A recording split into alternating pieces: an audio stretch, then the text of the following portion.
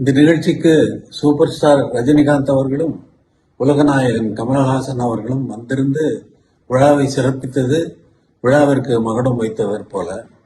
ஆனால் விழாவிற்கு வந்தவர்கள் சிம்பனி எப்படி இருந்தது என்றும் அல்லது எங்களுடைய திரையுலக வாழ்க்கை 50 வருட வாழ்க்கை எப்படி இருந்தது என்றும் அதில் நடந்த சம்பவங்களை பற்றியும் சொல்லாதது எனக்கு ஒரு சிறு விஷயமாக இருந்தாலும் அது ஒரு விஷயமாக எனக்கு பட்டது.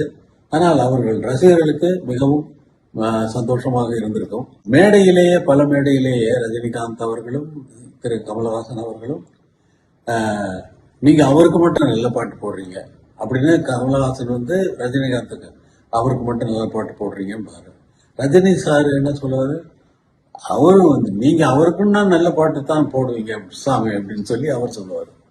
ஆக இதிலிருந்து இது என்ன தெரிகிறது என்றால் 2 பேருக்கும் நல்ல பாட்டு போட்டிருக்கிறேன் என்பதற்கு அவர்கள் இருவருடைய வார்த்தைகளே சாட்சி.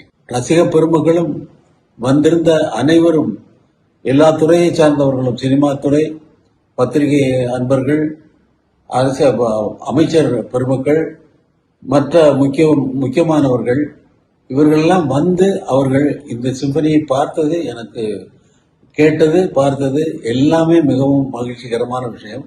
தமிழக மக்களுக்கு மட்டும் அவர்கள் இதை காண முடியாமல் அந்த இடத்தினுடைய அமைப்பு இருந்ததனால் நம் மேடையிலேயே நான் சொல்லிவிட்டேன், இன்னொரு நிகழ்ச்சி கண்டிப்பாக நான் மக்களுக்காக நடத்துவேன் என்பதை மேடையிலேயே நான் சொல்லிவிட்டேன். அது கண்டிப்பாக நடக்கும்.